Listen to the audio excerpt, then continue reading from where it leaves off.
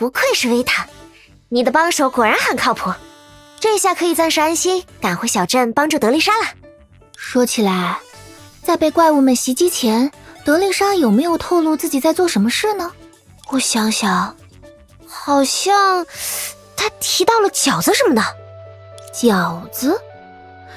就像是这地上散落的有着白色的面皮和绿色馅料的东西吗？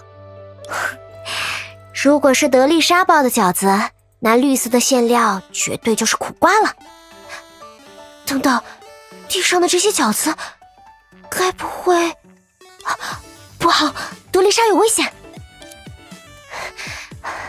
德丽莎到底在哪里？怎么一点影子都没有留下？提安娜，先别着急，你的呼吸都开始急促了。我没事，对付几只小怪物不算什么，还没有累到喘不上气的程度。等等，好像不是你的声音，那是……嘘，你听，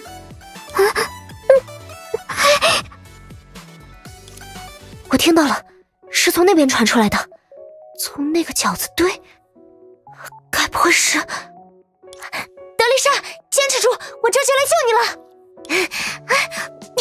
你也得用点力啊，不能光靠我一个人。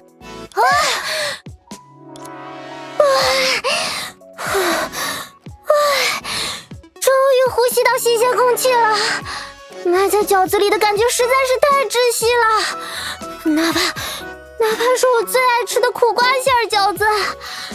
哎，德丽莎，今年有炸鸡馅、薯片馅或者泡面馅的饺子吗？你在想些什么啊？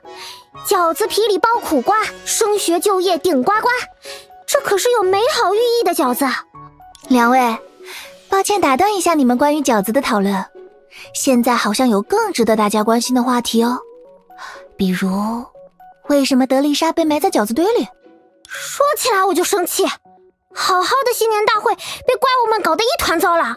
本来今年的大家也按时完成了洒扫除尘、张灯结彩的任务，甚至还翻新了神藤堂鼓，准备在大会时作为压轴节目登台亮相呢。什么鼓来着？能问出这种问题，就证明提安娜又在企业文化教育课上打瞌睡了。神藤堂鼓威力无穷，其响声如雷，可震慑百兽。至少这一段你总该有点印象吧？大姨妈，你就放过我吧。后来呢？又发生了什么事吗？后来不知道从哪里突然窜出来一群小怪物，不由分说就拥上来胡闹。我一怒之下就钻进了饺子堆里。我一人势单力薄，当然要保存实力，从长计议了。好像有点不太对。既然那神鼓威力无穷，为什么你不用它去对付怪物？这些家伙一进入小镇就吵着嚷着往舞台那边去了，神藤堂鼓也放在舞台上，就算我去追也跑不过他们，所以哎呀，还是先拉我出来吧，这个样子说话实在太不方便了。好了，德丽莎，不要再自责了，你看有我和维塔来帮你，把怪物赶走，再找回神鼓什么的不在话下，对吧，维塔？只要大家需要，我随时奉陪。那我们得抓紧时间了，做点心、挂灯笼、修舞台，这可不是动动嘴皮子就能完成的事。这些事就交给我们吧。但是呢，你要答应我一个条件。条件？天哪，你可不是趁人之危的人。放心，我只是想吃炸鸡馅、薯片馅和泡面馅的饺子，哪怕只有泡面馅也可以，这要求不算过分吧？好吧，看在你工作态度还算积极的份上，就勉强答应你吧。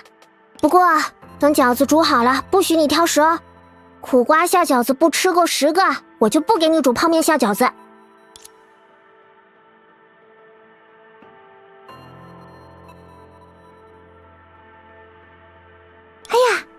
又有几个被饺子吸引来的小家伙现身了呢。你看，你不吃苦瓜馅儿，有的是怪物吃，我的品味是最棒的。